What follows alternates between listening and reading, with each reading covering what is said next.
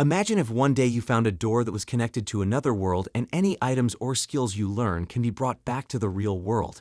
Because that's what happened with this protagonist. Watch till the end to find out how the story unfolds. The story starts with a boy wondering and thinking that this world did not accept him, but still he always tries to help others. Suddenly, he sees a girl being harassed by a gang of boys. Here our hero Yulia appears and tries to speak up against them. However, the gang insults him saying he's fat and ugly, then ends up beating him so badly. Eventually, the police arrive, and the bullies decide to run away. The girl thanks Yulia, offering him help, but he rejects and walks away, all devastated. While walking towards home, Yulia recalls his grandfather's advice to him, and that was to always be kind to others and help people. He recalls the time during his childhood when everyone bullied him, his classmates, even his own parents, treated him badly and favored his siblings because they were considered more attractive than Yulia. Then we get to know that things just got worse in middle school where he would get beaten up. However, his grandfather was the only one who cared for him and taught him to be kind. Sadly, his grandfather passed away, but he left his house and some savings to Yulia. His parents tried to challenge the will, but Yulia was ultimately announced the heir of everything his grandfather left behind. Therefore, his own parents abandoned him completely, and now he lives alone and works part-time after school to afford his living. Poor little Yulia. Yulia is graduating from middle school, but his yearbook is filled with mean comments about him. As he tries to leave, his bullies stop him. Yulia tells them that he's in a hurry as he needs to go to work, but they beat him up. His own brother and sister just watch from a distance, and the poor boy just falls unconsciously there. When he wakes up, it's already too late. Yulia starts running, and when he finally gets to his job, he sees his boss is extremely angry because he's always late. As soon as Yulia gets in, his boss starts shouting and tells him not to come back ever again. Moments later, back at home, Yulia has a sad meal and looks at himself in the mirror. He punches the wall in frustration and accidentally reveals a hidden room. He finds some strange items in there that he thinks belong to his grandfather. Yulia further discovers that there's another door in the room, and when he opens it, he finds himself in a strange place. He gets scared as he sees a notification appear in midair telling him that this door connects to another world. Another world? What exactly is happening here? We see that there are a number of notifications that tell him about various functions available to him, like item storage and controlling access to the door. He thinks that it's just like a game, so he checks his status but is shocked to find that all his stats are very low. So now even in the other dimension he is a loser. Exploring further, Yuya realizes that he is indeed in another world. He finds a note on a table in a strange language that he can't understand. Suddenly a notification appears telling him that his ability to read different languages just unlocked, and his brand new language skill helps him to read it. I wish I could get this kind of ability someday too. The note reveals that the owner of the house was a great sage, and when he was about to die, he wrote this letter as his will that whoever finds this house, he will become its new owner. Yuya also finds that the house is magically protected, and he's the rightful owner of so many powerful weapons present in the house. Quite surprising, right? Despite the items being extremely dangerous, Yuya tries swinging his sword around when he falls over, but a notification appears telling him that he manages to learn a basic sword skill. However, his stats remain at level 1, leaving him puzzled about how to improve them. He stores the weapons away, but suddenly, a monster attacks Yuya. Yuya quickly realizes that his house is magically protective when a level 300 ogre tries to break in. It smashes against the magical wall and even tries using a tree, but to Yuya's surprise nothing happens. He decides to fight back and throws his spear at the monster. The monster dies in a single hit. The monster disappears, dropping several items. Yuya collects them all and surprisingly, his level reaches to 100. He's feeling happy to see his stats. Now it is making me feel like he really is in a game. After that, Yuya decides to go back home, and yet another surprise is waiting for him. A notification tells him that there's a cash-out option. He can now convert the items he collects from the monster into money. He earns 1.5 million yen from this conversion. Like what? Talk about luck! Later that night, Yuya experiences a dramatic change in his body. When he wakes up, he finds that his body has transformed, and his clothes no longer fit him. He runs to watch himself in the mirror, but curses himself when he realizes the only mirror in the house was broken. Of course, who was throwing a tantrum last night? He searches for new clothes to fit him but is unable to find any. Then he discovers a magical pair of clothes in Sage's house that can adjust in size, and he gets magical bonuses as well. To know more about the Sage, he starts to explore the garden. Suddenly, he's attacked by a level 200 slime monster. Yuya calmly retrieves his spear and effortlessly defeats the monster. It drops some jelly and a rare necklace that can restore his magic power. Yuya levels up again and gains a presence-finding skill. Now he's at level 150. He wore that necklace and got 5 million yen for the remaining items using the cash-out option. I bet every girl at school is gonna love him now. Well, using the money he earned, Yuya orders a new uniform for the start of high school. He spends his days in the other world doing different things and focuses on learning and training, gradually leaving his depression behind. One day, an elite goblin attacks his house, but Yuya skillfully defeats it. Surprisingly, his stats do not improve this time. After some days when he is going to school, everyone is watching him like they are watching a model.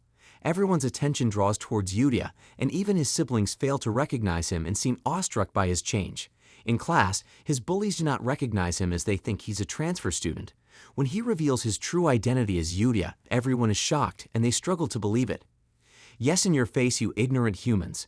Yuya rushes towards the washroom where he sees himself for the first time since his transformation and is shocked. After class, some students approach him and start questioning how his looks changed so drastically. His brother and sister come there and tell him that whatever he has done with himself, he will always be a loser. Suddenly, a limo arrives and a girl tells them that she is looking for a boy, Yuya. However, Yuya wonders who she is and she thanks him for saving her the other day, introducing herself as Kori. She knows his name because she looked into him and wanted to express her gratitude. Kori invites Yuya to join the Aussie Academy, an academy for the super elite and smart students. Yuya is flattered by the offer but doubts his intelligence and says that he is a misfit for such a prestigious institution. His siblings interrupt their conversation and express their interest in joining the academy. They start telling Kori about their superiority in academics and sports. However, Kori refuses their request, knowing about their bad behavior towards Yuya. She explains that Aussie Academy values personality over academics and encourages Yuya to enroll as she believes he's a perfect fit. Her assistant asks her instead of telling she should take Yuya to the academy.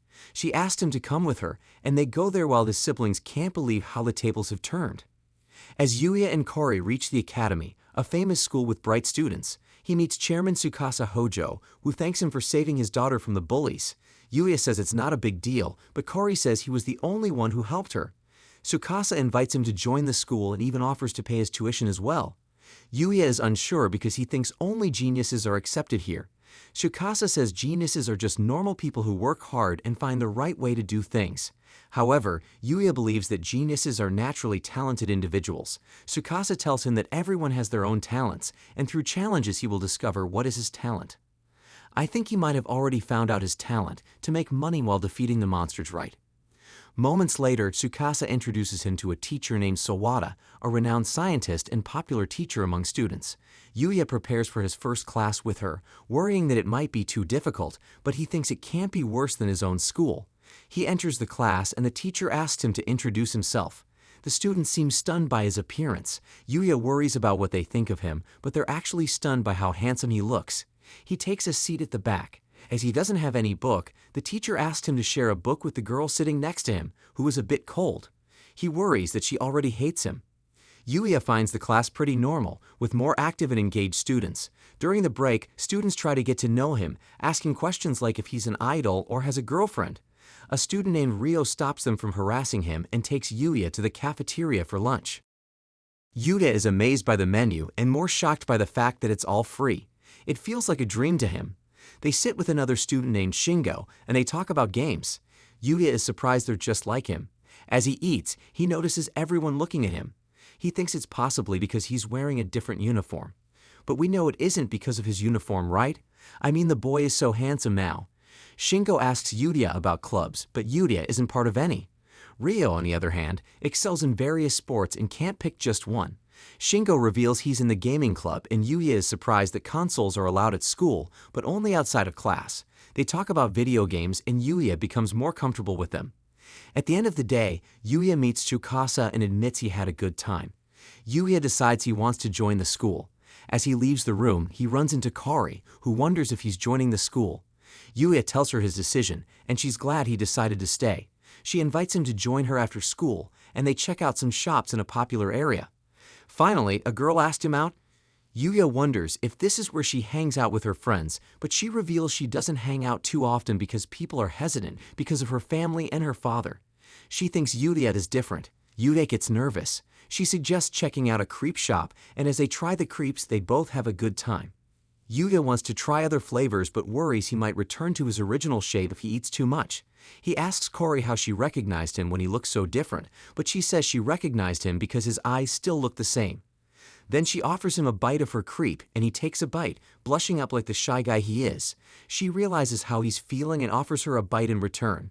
Some girls watch, thinking they're super cute together. And while I do agree, they look super cute together. Later that night, Yuya decides to return to the other world. He wears his full armor and goes inside. He fights with scary monsters but cuts them down.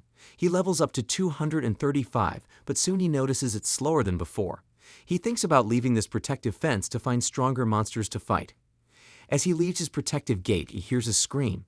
He takes out his spear and rushes towards it. He finds soldiers who were killed by a level 200 goblin general. Yuya knows it's dangerous, but he sees a girl there. He throws his spear, but the goblin dodges it. Yuya jumps down with his foot and defeats the goblin. He turns to the girl, but she warns him about another goblin behind him. He realizes it's stronger and faster, but he doesn't give up. He uses his spear to jump over the goblin and then switches to his bow to shoot many arrows. He switches again to his sword and cuts the goblin in half. He checks on the girl. She faints. The next morning, Yuya worries about the girl he left behind, but is reassured that other soldiers will rescue her and the way he uses an invisibility skill to hide from the approaching knights. While ironing his shirt, he realizes he's worn the same Peter Griffin shirt every day and decides to go shopping with his newfound wealth. At the mall, he attracts attention from girls and tries to handle the situation swiftly. Meanwhile, on the other side of the mall, a photo shoot manager is furious at his employees for delaying a shoot that requires a male model as Nu's boyfriend. He eventually apologizes to Nu for the delay, but grows increasingly frustrated. In desperation, he decides to find a random attractive guy in the mall to use in the photo shoot. The day unfolds with Yuya's shopping plans, the manager's shoot mishaps, and this brings an unexpected twist and turn in Yuya's life. What it will be. Yuya, while at a store, realizes he hasn't bought clothes in years and feels it's a lost cause. Two girls approach him asking him to collaborate on this project, but he politely declines. As he leaves, Yuya reflects on his interaction with the girls. Meanwhile, the store manager spots Yuya and becomes enamored with him, eventually approaching him for a photo shoot. Yuya is baffled by how he got into this situation and recalls the manager explaining it all to him. During the photo shoot, Yuya is uncomfortable being so close to a girl, causing various difficulties. The girl notices Yuya's discomfort and offers to help him, understanding that it's his first time in such a situation. Poor guy don't know how to react around a girl. The manager tells them to switch places, and Yuya realizes that Nu is incredible. She is the same age as him, but she has been working so hard. He knows he can't be a burden on her. Nu comes closer to him and gives Yuya a hard time by hugging him tightly. Meanwhile, in another world, we see Princess Lexia thinking about how someone saved her. She decides to go to the dark forest to find and thank the person who saved her. Her knight wonders where she's going and says it's impossible for someone to live in that forest. Lexia insists that she was saved and must show her gratitude. Her knight warns her about the dangers, but she insists they all join her this time. Back at the mall, the photo shoot is over, and Yuya is tired. Miu thanks him once again, and suddenly, Yuya chokes on his drink. Miu offers him her handkerchief, but Yuya worries because he's sweaty and he can't use his sleeve since the clothes aren't his. Yuya thinks about his modeling experience and admires how amazing Miu is at it. Miu says she's just gotten used to it, mentioning how she used to make many mistakes in the past. Then, after she starts getting some fans, she continues because she has people cheering her on, and she likes that she can bring happiness to the people who see her. She tells him he can also do it, saying he should take it at his own pace and reminds him to just enjoy all the moments along the way. As they chat, the director takes a bunch of candid pictures of them. But at that moment, some unexpected guests suddenly show up, and the crowd gets excited to see him. He is the model Sho, the one they are all actually waiting for. As Shu approaches Miu, suggesting they can continue with their shoot, he pushes her up against the wall, wanting to ask her out for drinks. However, Yuya can see that she is uncomfortable. He interrupts them, and the Sho wonders who he is. Sho tries to punch him, but Yuya throws him away. Everyone is shocked, and Yuya thinks about how slow the punch felt. He worries about causing a scene, thinking he will be in trouble for beating up such a good-looking guy. But the crowd cheers for him, thinking he is so cool. Xiao wonders why he loses even though he does boxing. The director tells him to leave because they record everything as proof of Sho's misbehave. Shu quickly runs away. Miu thanks Yuya for his help and reveals that Shaw has been following her around. She didn't know what to do about it, but the director says that Shaw's behavior is always bad, and because of this, he is unlikely to work again. Miu wonders if Yuria is interested in doing more modeling. Yuria thanks the director for the opportunity to work with professionals, but thinks he isn't good enough for the job, so he declines it. The director respects his decision and gives him all the clothes from the shoot as a gift. Yuria thinks the experience was enough, but the director says it's natural to be paid for work, especially since he saved them. Yuria accepts this. Miu hopes to work with him again in the future and wishes him good luck. Later in the car, the director regrets that Yuria didn't want to continue, knowing he could have become a star.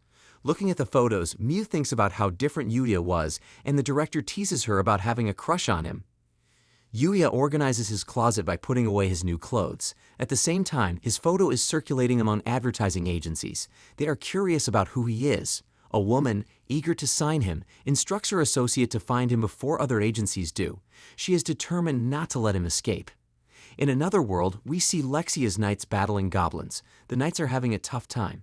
Suddenly, a goblin sneaks up behind Lexia, but Yuria appears and quickly defeats it. Lexia is relieved to see him in person.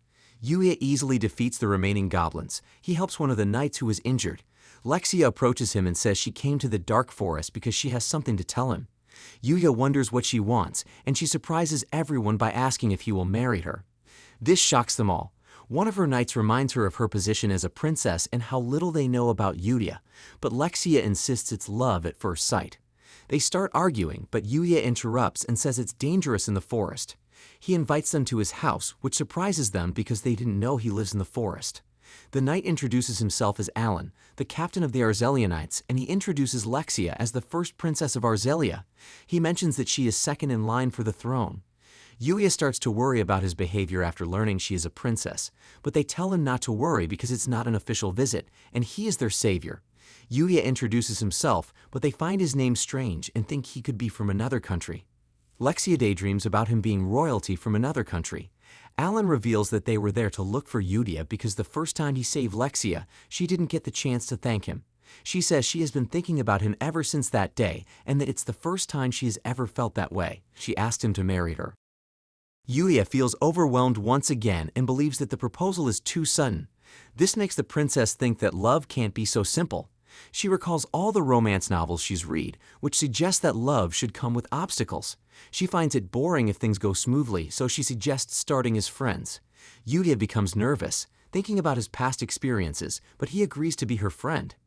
Alan also mentions another reason for their presence, that is the king wants Yuria to visit the royal palace to personally express his gratitude. Yuria hesitates, but he reminds him it's a royal command, and he can't refuse. Yuria has no choice but to accept the invitation. All in all, it will take about 5 days, including travel. Yuria worries it might disrupt his new school start, so he asks to delay the meeting. Alan reassures him that they are willing to wait for him, no matter when or how he decides to go. They bid their farewells, and Lexia tells Yuria to prepare himself because she intends to win his heart. The next time they meet in the royal capital, a man tells others about their failed attempt to harm Lexia.